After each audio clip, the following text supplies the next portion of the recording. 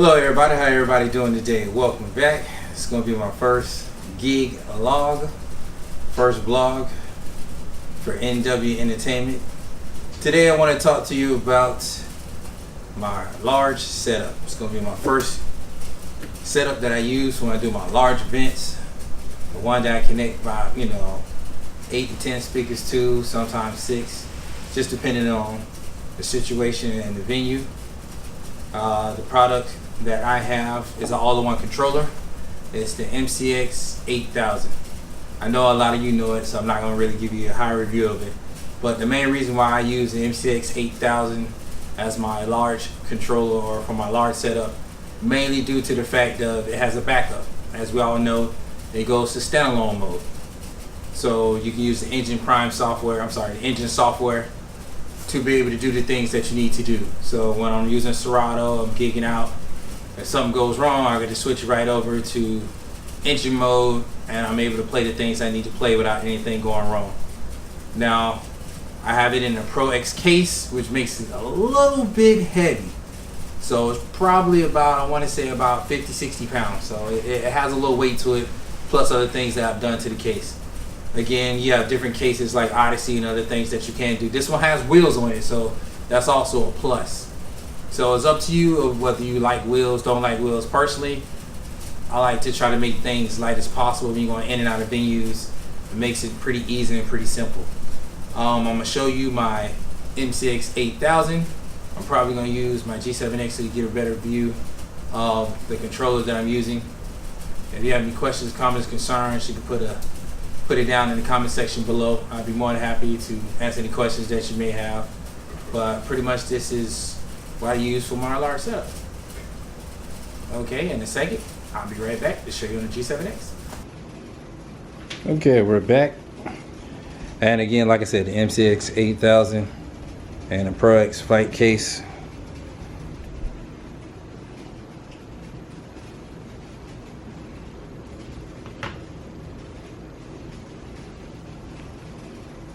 Okay, we're back.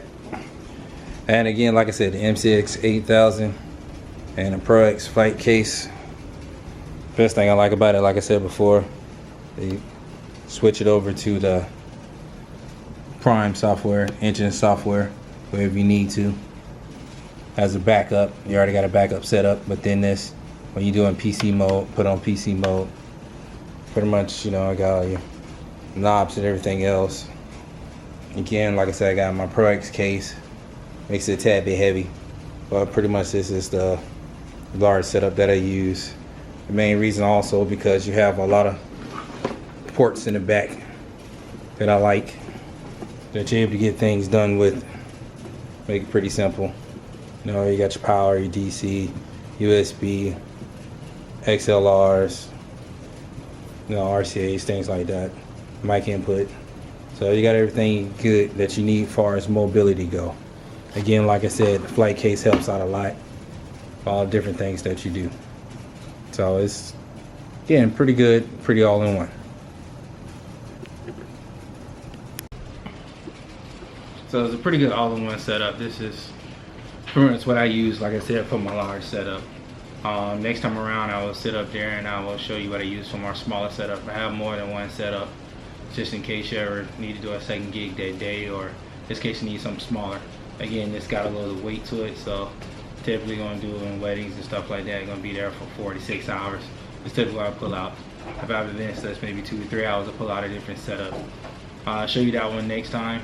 That's going to be a bit of a much smaller setup, much more quick, but pretty much like I said before, the main reason why I got the MCX 8000, due to the fact that, like I said, I like the portability of it, and it already has a backup already set into it.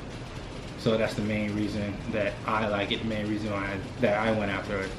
It's also the same reason why I said, that it's always good to have, because you never know, as any real DJ knows, that stuff's gonna go bad. When it goes bad, very, very bad. So this is a good setup for people who wants to back up, or to me, if you're a mobile DJ, where you can simply go out, something goes wrong, your computer goes wrong, your computer gets hot, overheated, somebody knock it down, break it, spill a drink on it, switch it right on over to the engine software, and you're able to go. I think it's a a great setup to have. Again, it's your choice on which setup you want to run or which all-in-one controller you want to run, because my second setup is not an all-in-one controller. So it's really up to you how you would like to do it. Personally, this is a choice that I made due to the fact that, like I said, for me, mobility as a mobile DJ, to be able to get it up, pick it up, move it out, it's the best thing that I like. I think that, you know, you have to think about these things when you're spending your money, because as we all know, this is like, what, $12.99? You know, add a warranty to it, it's about, what, $1,500.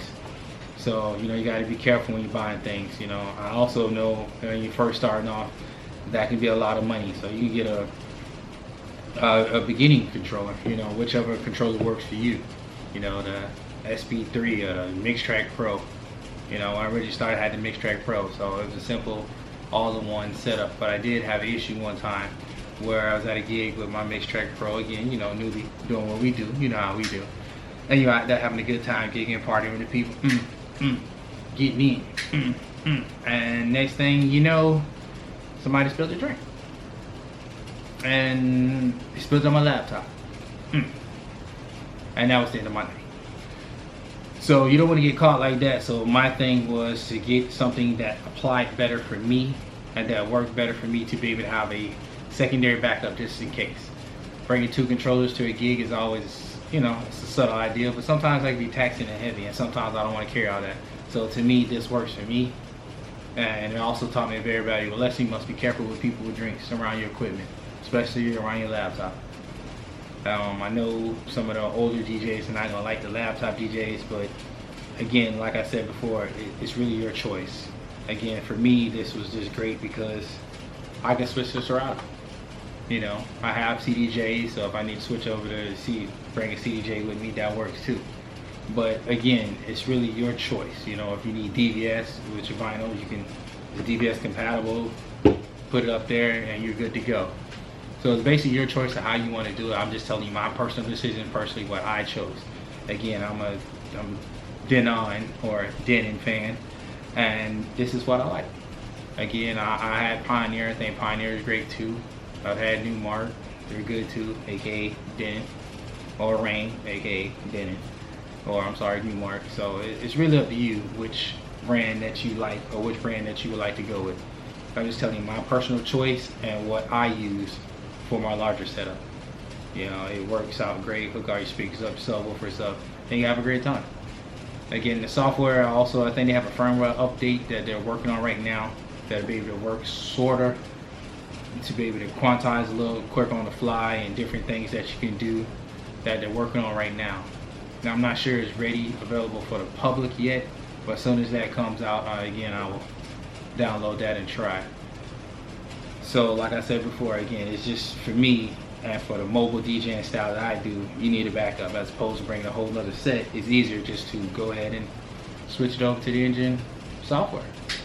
I'd like to thank all y'all for checking out my first video. Again, it's my first one, first vlog, so excuse the mistakes that I may have said or may have done, but we'll get it right next time around.